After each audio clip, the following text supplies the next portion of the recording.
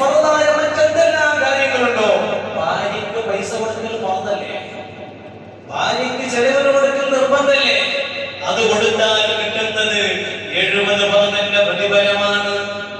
അല്ലാഹുവിന്റെ റസൂൽ വീണ്ടും പറയുകയാണ്, ഏറ്റവും മഹത്തായ സ്വതക്ക ഏതാണ്? മഹാന്മാർ പഠിപ്പിക്കുന്നു, അയ്യു സ്വതഖതി അഫ്ളു, ഏറ്റവും ബഹുമാനമുള്ള സ്വതക്ക സ്വതഖതു ഫീ ശഹ്രി റമദാൻ, റമദാനിൽ ചെയ്യുന്ന സ്വതക്കയാണ്. നിങ്ങൾക്കണോ നിസ്കാരത്തിൽ എത്ര സുന്നത്തുകളാണ്? ഒരു സുന്നത്തിന്റെ ഒരു ഫർദിന്റെ കൂലിയല്ലേ? ഒരു മുഅ്മിനായ മനുഷ്യനെ കാണുമ്പോൾ സലാം പറഞ്ഞാൽ ഒരു ഫർദിന്റെ കൂലി. പോകട്ടെ, നിസ്കാരം തന്നെ എടുക്കാം. നിസ്കാരത്തിൽ ഫാത്തിഹ ഓതുമ്പോ ആ ഫാത്തിഹയ്ക്ക് എത്ര കൂലിയാണ്? അല്ലാഹുവിന്റെ റസൂൽ പറയുന്നു, ഖുർആൻ ഓതുമ്പോൾ ഒരു അക്ഷരത്തിന് 10 ഹസനത്തുണ്ട്. അലിഫ് ലാം മീം എന്ന് ഓതിയാൽ അത് 3 അക്ഷരങ്ങളാണ്. അതിന് 30 കൂലിയുണ്ട്. എന്നാൽ സൂറത്തുൽ ഫാത്തിഹ ഓതിയാലോ നിർബന്ധമല്ലേ? 70 ഫർദിന്റെ കൂലി ലഭിക്കുകയില്ലേ? കഴിയട്ടെ, നമ്മളതാ റുകൂഇലേക്ക് പോകുമ്പോ സുബ്ഹാന റബ്ബിയൽ അദീം ബിഹംദിഹി എന്ന ദിക്ർ ചൊല്ലുമ്പോ അവിടെ ലഭിക്കുന്ന കൂലി ഫർദിന്റെ കൂലിയാണ്. പോരാ, തസ്ബീഹത്തും ഫീ റമദാൻ, റമദാനിൽ ഒരു തസ്ബീഹ് ചൊല്ലല് അഫ്ളു മിൻ അൽഫി തസ്ബീഹത്തിൻ ഫീ ഗൈരിഹി. റമദാൻ അല്ലാത്ത മാസത്തിൽ 1000 തസ്ബീഹ് ചൊല്ലുന്നതിലേറെ ബഹുമാനമുണ്ടെന്ന് മഹാന്മാര് പഠിപ്പിക്കുകയാണ്. അപ്പൊ വളരെ ബഹുമാനമുള്ള മാസമാണ് റമദാൻ. അതേ, സ്വർഗ്ഗത്തിനൊരു കവാടമുണ്ട്. തങ്ങൾ പറയാണ്, സ്വർഗ്ഗത്തിനൊരു കവാടമുണ്ട്. ആ കവാടത്തിന്റെ പേര് റയ്യാൻ എന്നാണ്. ആ റയ്യാൻ എന്ന കവാടത്തിലൂടെ കടക്കുവാനുള്ള അനുമതി നോമ്പുകാർക്ക് മാത്രമാ. നോമ്പുകാര് കടന്നു കഴിഞ്ഞാൽ പിന്നെ കവാടം അടക്കപ്പെടോ? അതാ റസൂലുള്ളാഹി സ്വല്ലല്ലാഹു അലൈഹി വസല്ലം തങ്ങളുടെ മറ്റൊരു ഹദീസിൽ കാണാം, നാളെ ആഖിറത്തില് മഹ്ശറില് കോടാനക്കോടി വരുന്ന ജനങ്ങളെ വിചാരണക്ക് നിർത്തുമ്പോ അർശിന്റെ ചുവട്ടില്, റബ്ബിന്റെ അർശിന്റെ താഴെ ഒരു വിഭാഗം ആളുകളെ സൽക്കരിക്കുന്നുണ്ട്, ഭക്ഷണം കൊടുക്കുന്നുണ്ട്, സ്വപ്നകൾ വിരിക്കുന്നുണ്ട്. ആർക്കെന്നറിയുമോ? രാവിലെ മുഴുവനും വിശപ്പ് സഹിച്ച് ദാഹം സഹിച്ച റബ്ബിന്റെ തൃപ്തിക്ക് വേണ്ടിയിട്ട് നോമ്പനുഷ്ഠിച്ച സ്വാമികളില്ലേ, അവർക്ക് നാളെ മഹ്ശറിൽ പോലും ഭക്ഷണം കൊടുക്കുകയാ. വിചാരണയില്ല, ചോദ്യങ്ങളില്ല. വിചാരണക്ക് നിൽക്കുന്ന ജനങ്ങൾ ചോദിക്കുന്നു, യാ റബ്ബ്, യാ റബ്ബ്, പടച്ച റബ്ബേ.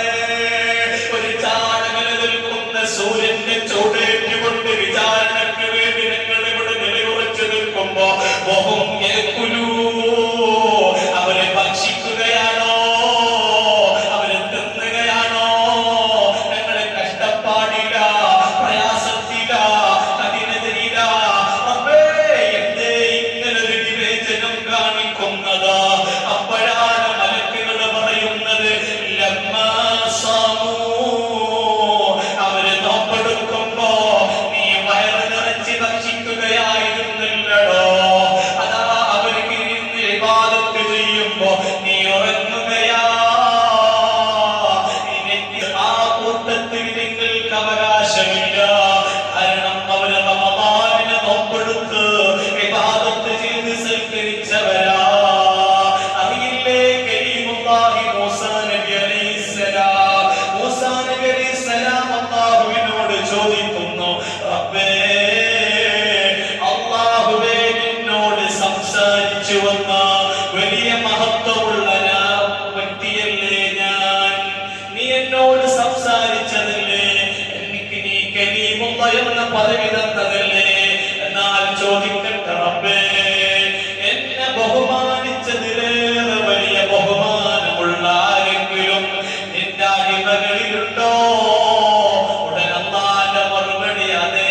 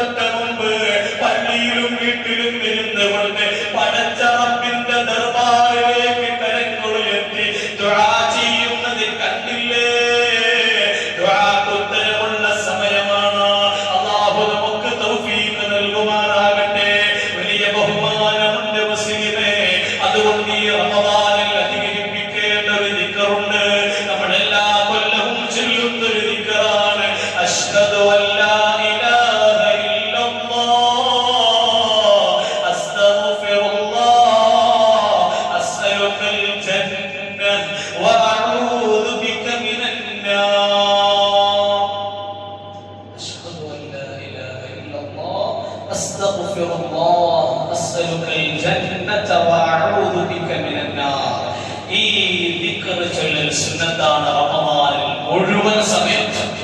എന്താണ് ഈ ദിക്റിന്റെ ബഹുമാനം? രണ്ട് കാര്യങ്ങൾ അല്ലാഹുവിനും, രണ്ട് കാര്യങ്ങൾ നമുക്ക്.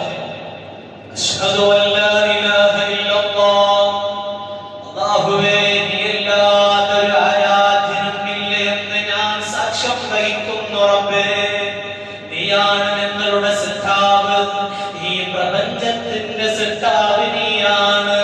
റബ്ബേ ഞങ്ങൾക്കൊരു ആരാധ്യരുമില്ല, നീ മാത്രമാണ് തമ്പുരാൻ, നീ മാത്രമാണ് അധിപൻ, നീ മാത്രമാണ് റബ്ബ്.